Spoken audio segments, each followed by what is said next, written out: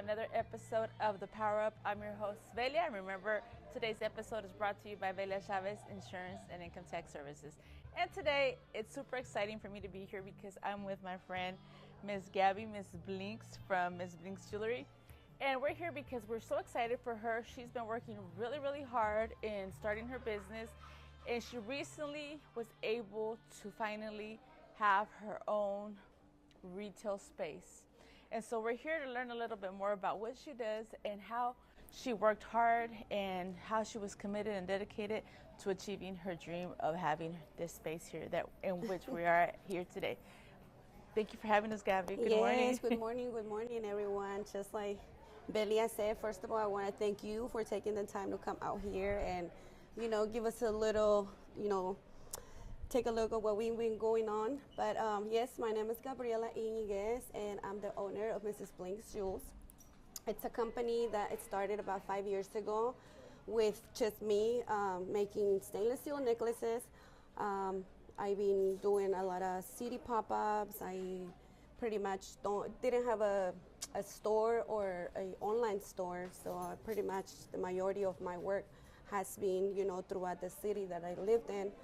And little by little, with a lot of hard work, dedication, and consistency, we just been, moving a little bit up as we, started out with one necklace, and now we have, a few tables full, and it started as a jewelry company, and now we're turning it into a retail store, mainly like a gift shop, and started to add up more of like the boutique style, more vintage jewelry. We're gonna have a little bit of everything, flower arrangements, and pretty much just doing what I love to do, which is making people happy with things that I love. Awesome. Well, thank you for sharing that part of your story. I know you and I met a couple of years ago, and I sometimes host pop-ups here and there, like I do like a ladies' night pop-up. And you came out to one of my pop-ups and you set up your table and you had your jewelry, and I just fell in love with it because it's custom. Yes, you've been with me since day one. Like a lot of the jewelry you wear sometimes will be from us. And yes, I started making my own jewelry, and then we started buying it from Mexico. So we used to get it from crafters from Mexico, and now we don't anymore. So now we get it from other crafters from like Ecuador, Italy, and all of those places. So that's we just kind of like bettering our product as we're growing, because that's what you got to do. I mean, when you start, sometimes you don't know anything about the jewelry, and then you learn as you go. So we're just trying to bring, premium jewelry. Eventually, what we want to do is sell real gold and real diamonds. So right now it's costume jewelry. Some of it is gold-plated jewelry, correct? Yes. One of my favorite things is that when I found her, when we met, is she had the big hoops that I love to wear so much. So that was one of the things that really stood out for me. And so she has a beautiful selection of jewelry and necklaces. And so I didn't wear them today. I was going to wear them, and I forgot to put on my hoops. But I'm going to surely get another pair today. So tell us, Gabby, what's been one of the biggest challenges as a small business owner to achieve this dream? You said you started 5 years ago. At what point did you decide, I don't want to just do pop-ups, I also want to have my own retail space? Well, I think maybe like 3 years within the business, you start getting a little bit like worn up of like just seeing the same thing, pop-ups, loading, unloading. I got really exhausted within like the first 3 years, and I almost quit because I'm like, I don't see anything happening. I don't even see myself having my own store, like I saw it real far. But then I was like, I'm like kind of like in the middle of it, and I think that's where a lot of us quit, like in the middle, because we don't see nothing happening. But then all of a sudden, it's like the universe starts turning around. And I just say, I'm going full force, like I'm gonna invest. I came actually last year to see this place, and I just started finding out about places, numbers, my budget, what do I need to do to actually be able to move in here, how many pop-ups do I need to make, how much money do I need to save. And I just started learning how to budgeting and how to work with an agenda and how to follow it, and set myself like short goals. And then eventually, I'm here. I couldn't move in last year, and I was a little disappointed. But I was like, this year is actually the place that I was gonna get first. Was back over there. It was smaller, and I was like, God, it wasn't my time. So this year, when I came here, I'm like, it was like perfect timing. So I sometimes just gotta be patient with the process, and things do happen. Yes, you mentioned something very interesting. You said the universe made it happen, but then right afterwards you go on to say you were working really hard. You took a plan of action, you became disciplined, you became committed, and you were perseverant, because not everyone perseveres. That's one of the hardest challenges as being a small business owner, is to keep that mindset, keep staying positive, and even though there's ups and downs, never give up, stay focused on the goal. So that's really awesome. Yes, definitely. Mindset is it's a big, once you get your mindset, don't let nobody change it, and then don't get lazy along the way. Be out there, even if it's raining, even if it's storming, if you think you're not gonna sell anything. Sometimes I have showed up to pop-ups when I have sold nothing, and then sometimes I have showed up to pop-ups when I'm the only vendor and I sell a lot. And it's part of it. But I'll tell you anything, every single little thing that you go through, it's a learning lesson. And if you apply it, and you learn from it, don't give up, keep consistency. That's my main thing. I tell my kids, just stay consistent in what you do.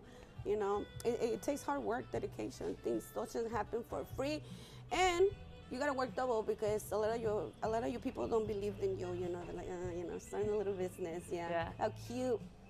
And it's pretty lonely sometimes. But sometimes I sit back there and I, spin in my chair, and I'm like, it was worth it. All those times when I had to get up really early in the morning and I had to go to bed really, really late. Where I've been super exhausted. I haven't had a day off like in about 6 months. But they say if you do what you love, you never have to work a day in your life, and that's what I'm doing. That's how it feels. And you bring up a good point also, where you say, it can be lonely because you have to sacrifice a lot of things. You sacrifice time with your family, you sacrifice having fun. But like you said, you're having fun while you're doing it, so you really don't feel at the end of the day like you're sacrificing. So when you're working in something that's your passion, that you love to do it, you don't feel like you're really sacrificing a whole lot, except, maybe family time. Family time is important, so you still have to try to find that right balance. Yes. But tell me about that feeling. I know as a small business owner myself, as I was getting ready for our interview, I was trying to think back about when I opened up my first office, and that feeling I had, like I even get goosebumps, that feeling I had when I would walk in and, you see that sign and you see, this is mine. How do you feel about that? Well, actually I kept it a secret. Like, I didn't tell my kids I'm actually getting that spot, because I didn't want to be like, getting everybody hopes up. I'm getting my hopes up, but it doesn't happen, like sometimes. The first time I brought my daughter here, she hadn't seen the place, and we were like walking, and then I was like, well, this is it, and I could tell her eyes were just like, wow. Mom, like, this is you. She'll be like, Mom, this is you, and I'm like, yeah, this is us, So, and it's little by little, like I said, sometimes your children, even your own children, won't believe in your hustle. But now, they do, and they tell me all the time, Mom, you're really doing it. We're really proud of you. And now my grandbabies come, and I just love it. They'll be here and enjoying, grandma's store. Oh, that's I mean, like, it's everybody's store, Teaching my girls right now how to everything rounds, how to, really become an entrepreneur, because this is just for them, practically. I just got to start it.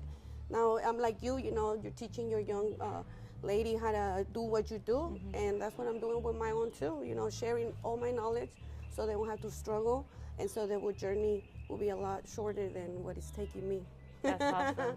That's awesome. Yeah, you're definitely being a pioneer for your family, trying to break those generational curses, making sure that our kids have a better future than what we had, because a lot of times we didn't have opportunities that, now we have to learn to take advantage of those opportunities when they present themselves. But remember, success happens when preparation meets opportunity. The opportunities can come, but if you're not ready, they're never going to happen. Exactly, yes. It's a risk, you got to risk, to win, and a lot of times you don't, but a lot of times you do.